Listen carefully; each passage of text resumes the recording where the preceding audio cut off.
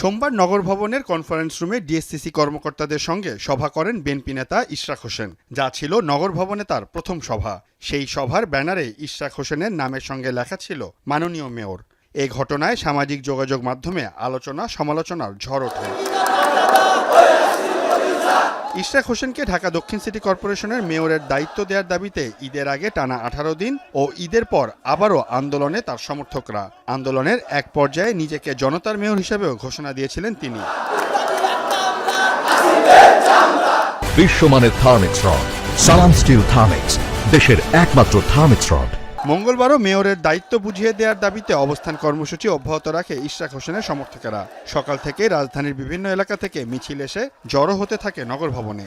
এ সময় তারা তথ্য উপদেষ্টা মাহফুজ আলম ও স্থানীয় সরকার মন্ত্রণালয়ের উপদেষ্টা আসিফ মাহমুদের পদত্যাগ দাবি করেন।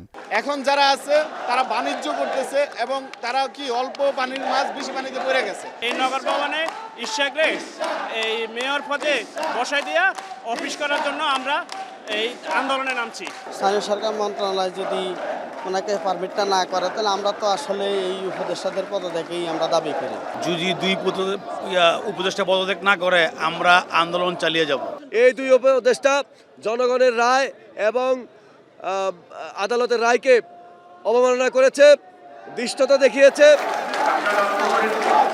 বেলা 12টার দিকে নগর ভবনে আসেন বিএনপি নেতা ইশরাক হোসেন। এ সময় তিনি গণমাধ্যমের উদ্দেশ্যে লিখিত বক্তব্য পাঠ করেন। পরে সোমবারের সভা নিয়ে সাংবাদিকদের প্রশ্নের জবাবে ইশরাক হোসেন বলেন, শপথ পাঠ না করানো পর্যন্ত মেয়র হিসেবে আনুষ্ঠানিক দায়িত্ব পালন করবেন না।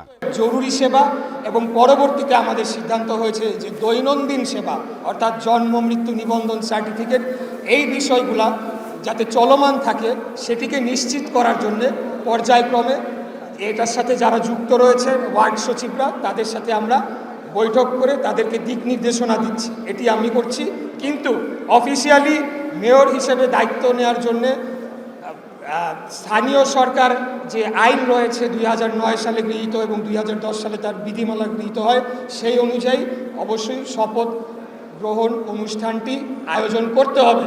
বিশ্বাস করেন যদি ওইটা না থাকতো আমি এতদিন মেয়রের পদবি নিয়ে আমি বসে থাকতাম। এ সময় উপদেষ্টা আসিফ মাহমুদের বিরুদ্ধে দুর্নীতির অভিযোগ করেন ইশরাক হোসেন। এসব অভিযোগ খতিয়ে দেখতে দুদককে আহ্বান জানান তিনি। মূলত স্থানীয় সরকার উপদেষ্টা রাজনৈতিক ও আর্থিক অন্যায়ভাবে লাভবান হওয়ার জন্য তার পছন্দের একজন ব্যক্তিকে প্রশাসক নিয়োগ করে আর্থিক ও রাজনৈতিকভাবে ফায়দা লোটার চেষ্টা করছেন। আমি দুর্নীতি দমন কমিশনকে আহ্বান জানাতে চাই, আপনারা এখানে আসুন, এসে এখানে যতদিন এই আসিফ মাহমুদ সজীব ভুঁইয়া অফিস করেছে কি কি দুর্নীতি করে গিয়েছে তার সমস্ত কিছু আপনারা তদন্ত করে তার বিরুদ্ধে প্রয়োজনীয় ব্যবস্থা নিন। সুরাহা না হওয়া পর্যন্ত এ আন্দোলন থামবে না বলেও হুঁশিয়ারি দেন ইশরাক হোসেন। এখান থেকে পেছনে ফিরে আসার কোনো রাস্তা আপনারাই খোলা রাখেন নাই। সিউল আহমেদ, এখন, ঢাকা।